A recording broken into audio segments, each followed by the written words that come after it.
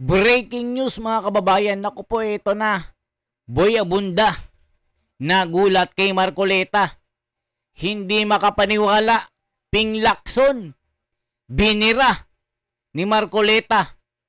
Binira ni Boy Abunda, mga kababayan ko. Nagkasagutan na mga kababayan. Dito po, mabubulgar ang sikreto ni Ping Lacson. Bakit walang nangyayaring resulta? Walang development ang Blue Ribbon Committee. Bakit hanggang ngayon naglalakad tayo sa dilim na tila brown out ng 10 taon? Hindi makita ang daanan. Hindi makita ang hustisya. Kaya mga kababayan, ating tunghayan ang balitaktakang Boy Abunda at Senador Marcoleta. Panoorin nyo, mga bobolista, tangalista at mga dilawan. Dito, malalaman nyo ang hustisya at katotohanan. Bakit si Marcoleta ay isang makatwiran at isang karapat-dapat na maging Blue Ribbon Committee Chairman, at si Ping Lacson dapat sibakin na yan. Yan ang sinasabi ng mga kritisismo dito. Kaya dito mga kababayan, napahanga si Boy Abunda sa tapang ni Marcoleta. Ang babangga giba dito, mga kababayan ko. Ito na po ang pasabog ni Senador Marcoleta na kinataranta ni Ping Lacson. Binanatan ito, mga kababayan ko. Ito po ang pasabog ng ating kapatid na si Caro Dante. Grabe talaga ito. To boy, sa atin dalawa lang naman ito. Wala naman nakikinig sa atin ngayon. Tayo lang, kwentuhan lang. Okay. Sabi mo sa akin, Sen Dante, tatakbo akong president sa 2028. Gusto ko sana, ikaw ang aking vice president.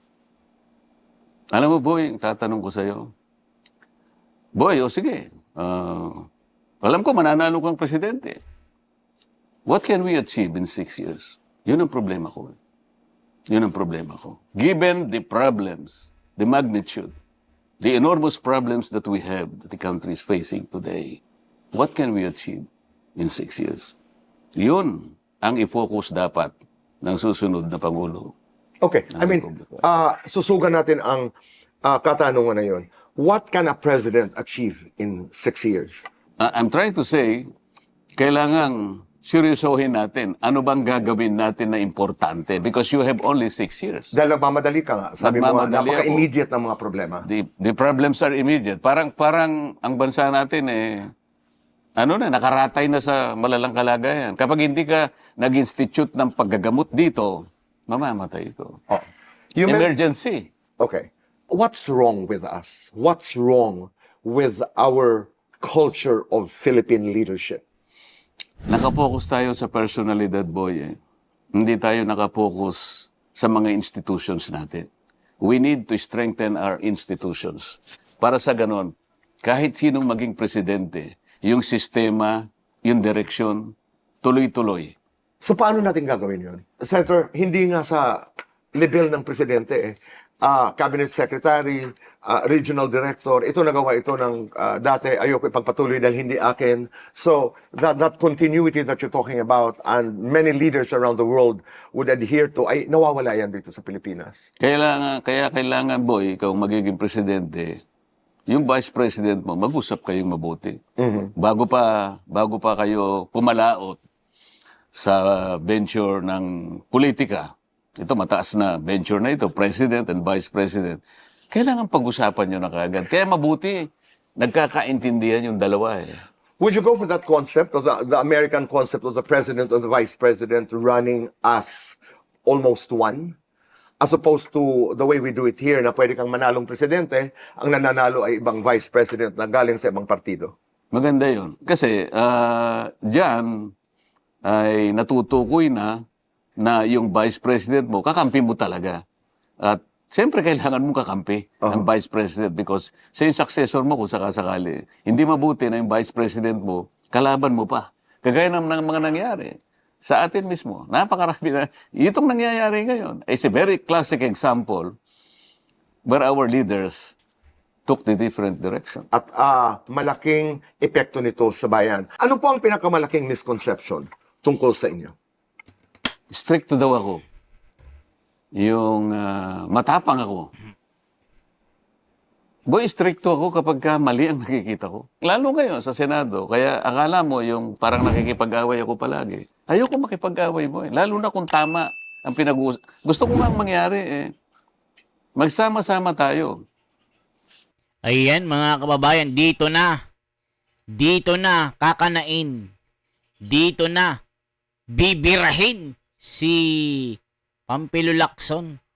Dito na matataranta si Ping Lacson sa banat ni Senador Marcoleta. Kaya si Lacson talagang laging natatadyakan sa mukha ito eh. Wala kasing ginawang maayos eh. Walang ginawang tama. Puro paglilihis, puro pagtatago, puro pagpoprotekta sa mga buhaya ang ginagawa. Yan ang mga kritisismo na sumasampal sa kanya sa social media. Na bakit hanggang ngayon para tayo naglalakbay sa kadiliman na hindi makita ang tamang daan. Laging inililigaw ng direksyon ni Ping Lacson. Kaya dito, binira itong pagmumuka ni Lacson dito. Tignan nyo mga kababayan, so palpal talaga si Ping Lacson dito. Sino ba ang utak? Sino bang may kagagawan ng paglimas ng kabangbayan? Nung ako ang Blue Ribbon Committee, gusto kong kaagad makuha natin, matukoy, mailantad, maging mapanagot natin lahat ang may kagagawan nito sapagkat pera ng bayan ito. Nung kunin sa akin, ang buong akala ko dahil ang nagsabing kukunin niya, mas magaling siya sa akin, natuwa naman ako. Siyempre, pareho ang direksyon natin eh. Mas lalong maganda kung mas magaling ka sa akin. Dahil ang tinutungo ko ito, ngayon mas magaling ka, baka mas madali ang ating gagawin. Ang nangyari kabaligtaran. Kaya, ang ginagawa ko ngayon, nagpapaalala ako, lumilitaw ako ngayon na parang ako yung nakikipag-away. Hindi boy. Ako issue for issue. Walang ad hominems. Madalas kong naririnig sa iyo in many different words. Nag-iimbestiga tayo, you were chair of the Blue Ribbon Committee, nangyari ang mga nangyari. Pero doon po sa una niyong latag, sino ba talaga ang mastermind ng pandarambong na naganap at patuloy siguro na nagaganap? May kasagutan ho yan. Sino ba talaga ang mastermind dito? Doon nilinya namin kung sino dapat ang managot. Base na rin doon sa nakalap naming ebidensya, testimonial and otherwise, na nanggaling sa aming mga resource persons. So natukoy mula sa kanilang paglalahad ng kanilang individual sword statements na siyempre, sangkot lahat eh. It's a conspiracy. Merong galing sa executive department sa magitan ng DBM, yung DPWH, executive yun. Sa panig naman ng House at saka ng Senate, nandun yung paglatag ng budget. Pero nagsimula yung budget sa NEP. Ang NEP nanggaling sa executive. Kapag sinala mo ito, malinaw na merong conspiracy. Hindi naman po pwede na nailatag ng isang tao lang kahit na ikaw ang chairman naman ng Appropriations Committee. Meron ka rin namang boss eh. Hindi totoo yung sinasabi nila na, ako nga yung pinakamataas dito. But I do not control the 80 committees of the House of Representatives. I can only supervise, but I do not control. Hindi ako naniniwala doon, boy. Kasi nagtagal ako sa House eh. I spent 18 years in the House of Representatives. Alam ko ang palakad nito. Hindi ka ma-appoint na chairman ng kahit anong committee, much less or much more, the Appropriations Committee, kung walang basbas ang leadership. Kung walang basbas, specifically, ang presidente ba o ang Speaker of the House? Manggaling muna sa Speaker of the So House. in this case, hindi pwede maging chairman si Zaldico ng APRO kung walang basbas, si Congressman Martin Romualdez. Yes, boy. Okay. Talagang manggagaling sa kanya. Even the Vice Chairman. Are you in effect saying that Martin Romualdez is the mastermind, alleged mastermind of this whole mess? Isa siya sa maaring ma-pinpoint. And this is high time for Senator Ping Lacson to call him Okay. in the hearing. Right. And obviously, doon sa kanyang statement, now we're talking about the statement of former Speaker Romualdez na para bagang for the first time, nakita ng marami sa bayan na may cracks ang relasyon niya with his own cousin, the president of this country. Ayan mga kababayan, hinamon po si Ping Lacson dito kung kaya niyang ipatawag, kung kaya niyang papuntahin itong si Martin Romualdez dito sa Blue Ribbon Committee sa pag-iimbestiga ng korupsyon. Tignan natin kung ano yung magagawa ni Ping Lacson. Baka mamaya wala na naman. Puro boy pasabog ito. Kaya nabakbakan na naman, nasampal na naman ng kahihiyan ito mga kababayan. Nabibwisit ang taong bayan kay Lacson. Yan ang sinasabi ng mga kritisismo dito. Ferdinand Bongbong Romualdez Marcos. Tama ho ba ang reading namin? Okay? Tama naman yun kung pagbabasihan yung revelations ni Saldico na meron siyang sinasabi, allegedly, na merong 100 billion per year na ini-insert sa budget. Ngayon, palagay ko yung statement ni former Speaker Martin Romualdez ay na-trigger nung sinasabing na-aresto na si Saldico. Please explain that to us. Paano siya na-trigger with that arrest of Zaldi in the Czech Republic? Eh kung talagang na-aresto siya talaga, no? Sa akin kasi may pagdududa ko. Si Saldico, nagkaroon na siya ng previous revelations installments. At ang dami niya, he spilled the beans already. Ayaw nga siyang tawagin ni Senator Lacson sa Blue Ribbon Committee for the simple reason that he respects the interparliamentary courtesy. Sabi ko nga doon sa isang sagutan namin, nilibas na ang bansa natin. You're still respecting interparliamentary courtesy? Saan ka naman nakakita ka kung gano'n?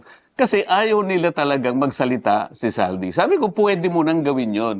Kasi kung hindi kayo na-advise ng legal staff mo, ako magsasabi sa'yo, Saldico can secure his own sworn statement in any country in Europe. I-apostille niya lang yun eh. And the Apostille Convention is already recognized by the Philippine Supreme Court. At inadapt na nga ito sa isang requirements natin. Sabi ko, pagka na-apostille yung kanyang sworn statement, pwede mo siyang paharapin sa committee kahit na by Zoom. Bakit hindi mo gawin? Eh, isang potential na witness siya. At dito, nagsabi siyang napakarami, dinadala yung mga mali-malitang pera sa bahay mo, sa ganito, eh kailangan nating ipagharapin talaga. Eh dito kasi mga kababayan, itong si Lacson kasi kulang sa karunungan, kulang sa kadunungan, kulang sa utak.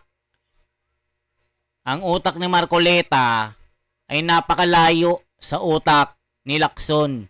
Si Marcoleta ay isang bihasang abogado. Isang pinakamagaling na abogado sa kanyang kasaysayan. Eh si Ping Lacson, isang feelingerong abogado na walang utak. Yan po ang mga kritisismo na sinasabi ng mga komento. Kaya gustong-gusto nila si Marcoleta dahil umpisa pa lang buljak ng mastermind. Pero kay Lacson, eto, mag-iisang taon na mga kababayan, wala pang maliwanag na mastermind. Puro paglilihis. O ituloy natin. Yan po yung sinasabi ng mga komento. Puro paglilihis si Ping Lacson. Bakit tayo nilang gawin ito? Ito yung punto rito. Ngayon, kapag kung nahuli talaga, magkakaalaman dito. So kaya siya gumawa ng statement sa aking palagay, sige, nasa sa inyo. O dilaglagan na tayong lahat. Parang gano'n ang ibig niya sabihin. I cannot be the fall guy. Ibig niya sabihin, merong mas mataas sa kanya. Okay. Napakinggan namin yung statement, pero sususukan ko lamang yung statement ni Congressman Zaldi Co. Accusing the President of the Republic as head, actually, nung nauna niya mga statements na lalo na yung 100 billion, inutusan niya si Budget DBM Secretary. Pagdating, siya ang tumawag pala sa kanya, kung tama ang aking pagkaalala. At sinabi niya, hindi kaya ito, i-insert ang 100 billion, kailangan hatiin ang 50 billion dito, ang 50 billion. Tama ho ba ang aking pagkaalala? Yan ang sinasabi ni Saldico. Yan ang Tama sinasabi ka, ni tama Zaldico. ka. Oo, di ba? Dumikit yan sa ating isipan dahil doon siya nagpapaliwanag na ako'y nasa baba lamang. Hindi ako nasa taas. May nagdidikta pa sa akin. Tama naman yun. Dahil kahit na ikaw ang chairman ng Appropriations Committee, hindi ka makakagalaw sa sarili mo. Hindi ganun ang system sa House of Representatives. In effect, that Palagi- was what Martin Romualdez also was trying to say, na medyo may collegial decision or hindi lang sila isa. Well, you use the word conspiracy theory, alleged, no? Oo. Kasi nga, hindi po pwedeng walang say si Martin Romualdez. Hindi pwedeng mangyari na si Saldi lang ang magdidesisyon sa sarili niya. Kaya kailangan palagi niyang kinukonsulta ang speaker. At hindi ako maniniwala at walang maniniwala na wala siyang approval sa lahat ng gagawin ng Appropriations Committee. Doon sa statement ni former Speaker Martin Romualdez, yun ang unang lumabas. Ang unang lumabas, parang may problema na kayo ng Malacanang, parang may problema na kayo ng pinsan mo. Dahil nga doon sa kanyang reference to the executive's participation in the budget process. Pangalawa, nagpangalan na from Chis Escudero to Zaldico, Toby Chanco, pinangalanan niya. At para bagang ang sinasabi niya, I'm not gonna keep quiet anymore. Ano ang reaction niyo doon? Kasi nga, ang tingin ko, kung talagang lalabas na si Saldico will completely spill the beans. Hindi ko alam paano nila i-manage yun. Kasi sinasabi niya, 100 billion, allegedly, ang napupunta sa, ang nire-request ng Office of the President every year. O, magsimula na lang tayo ng 2023 hanggang 2025. Sabi niya, maging 2026, meron pa rin eh. Oh, So, grabe. paano sasagutin yun halimbawa? Ngayon, si Saldico ba magta-turn around 360 degrees? I don't think so. Kasi, ni-reveal niya na to earlier. Pero, Sen, what is your take that the announcement that Zaldi had been arrested, kung na-arrest man, no, was the president? Yung sinabi niya na... As si presidente ang nagsabi na nahuli. Kasi ganito, boy, ako, padadaanin ko sa nalalaman ko. Under the Geneva Convention kasi, boy, any Filipino arrested in a foreign country, matitrigger yung tinatawag na consular notification process. That process will reveal as much detail as possible, like the complete identity of the arrested person, circumstances of his arrest or detention, yung kanyang documentation, the agency or the office, the court, or the prison, the police station, even detention facility where he is being held, and the future steps na gagawin ng state na may hawak sa kanya. This process was reiterated in many cases of the International Court of Justice. So kung hindi nanggaling yung information from a notification process, parang hindi totoo. Kasi kung talaga nanggaling sa isang consular notification process, the government must have published a summary of that. Okay. Hindi mo na kailangang pumunta sa Czech Republic na sinasabi nila na kailangan puntahan doon. Why would you do that? Why would you waste the people's money in doing that? You can check with the Czech Republic Embassy here in Manila. Ayan, mga kababayan ko, ang pasabog ni Senador Marcoleta na kinagulat ni Boy Abunda. Kaya ngayon, mga kababayan, timbang-timbangin po natin. Sa aking POV, point of view, may puntos talaga si Senador Marcoleta. Sablay talaga itong si Ping Lacson na talagang meron talagang pinoprotektahan at tila delaying tactics ang ginagawa. Okay po? Yan ay ating reaction lang po dito. Kaya for transparency, for a better democracy, mga kababayan, ito po si The Wonders Philippines. Isang like, isang share po at isang subscribe. Salamat po. Mabuhay.